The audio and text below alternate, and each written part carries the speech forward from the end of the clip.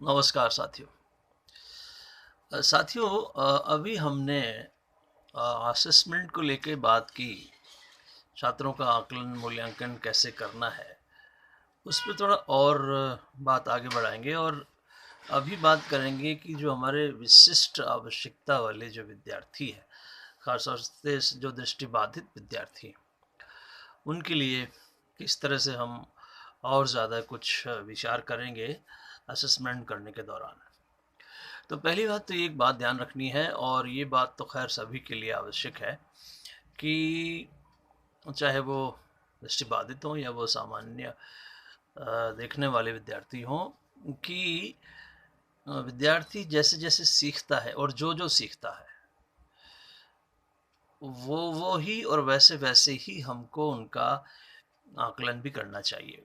उदाहरण के लिए, जब आप कोई भी बात सीखते हो तो उससे आपकी कुछ नॉलेज आपको होती है, कुछ आपकी समझ बढ़ती है, कुछ जानकारी है, कुछ समझ बढ़ती है, कुछ आप कुशलताएं सीखते हैं, है ना?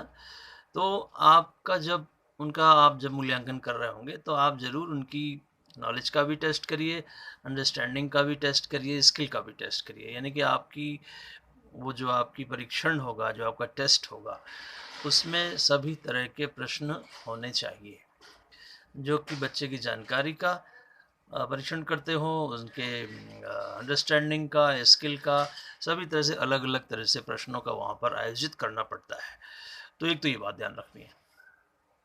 दूसरा, ये बात ध्यान रखनी है कि उन्होंने सीखा कैसे है। सीखने के भी अलग अलग ढंग है ना, कि जैसे कि मैंने सीखा है, सुनकर सीखा है, मैंने देखकर सीखा है ना? यद्यपि विद्यार्थी सभी तरह से सीखते हैं, लेकिन फिर भी उनका एक प्रेफरेंस भी होता है। तो जो जैसे सीखना पसंद करता है, आप वैसा ही प्रश्न में भी अपनी कुछ आयोजना करिए, ताकि विद्यार्थी अपने ढंग से उसको आंसर दे सके।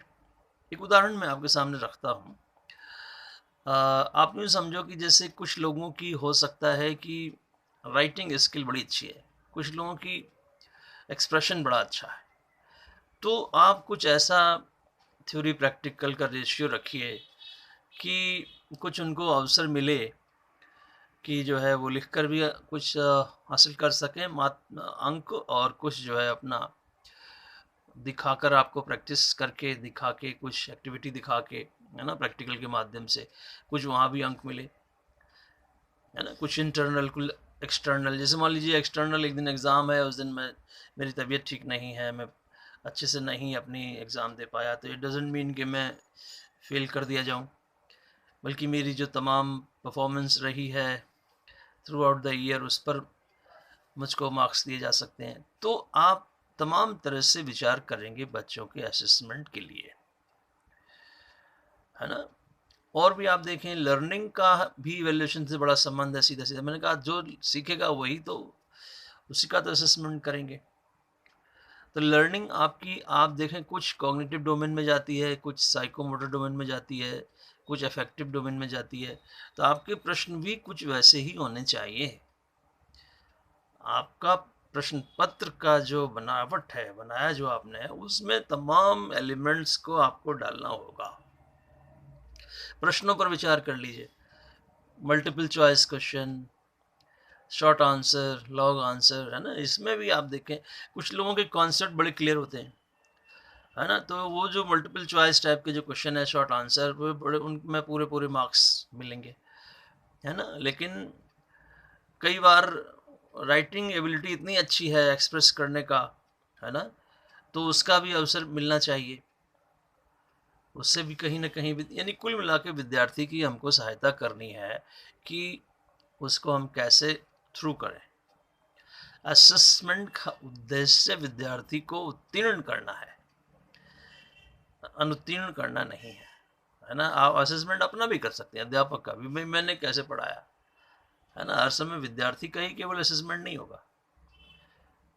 हो सकता है मैंने ठीक से नहीं पढ़ाया, इसलिए बच्चे नहीं समझ पा रहे, है ना? बच्चा है विजुअल लर्नर, और मैं केवल अपनी बातचीत बोल के चला आता हूँ क्लास से, तो वो उतना नहीं फॉलो कर पाएगा।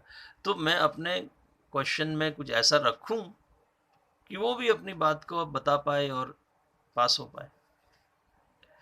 अब रही खास दृष्टिबाधित विद्यार्थियों की, उनके लिए भी आप ज़रा सोच लीजिए।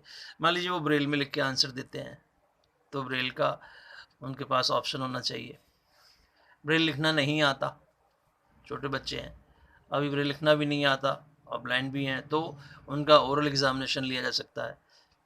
तो और उनको बहुत ज़्यादा थोड़े बड़े हो गए हैं तो उनको राइटर भी हम दे सकते हैं, क्योंकि कई बार बहुत लिखना पड़ता है और ब्रेल में लिखना उतना कठिन हो सकता है ना। तो इस तरह से बहुत सा ध्यान रखना पड़ता है। और मैंने आपसे कहा था कि कुछ विषय हैं जो ज़्यादा दृष्टिमूलक हैं, जैसे गणित है, ख़ासतौर से रेखा गणित है, और भूगोल है, विज्ञान है।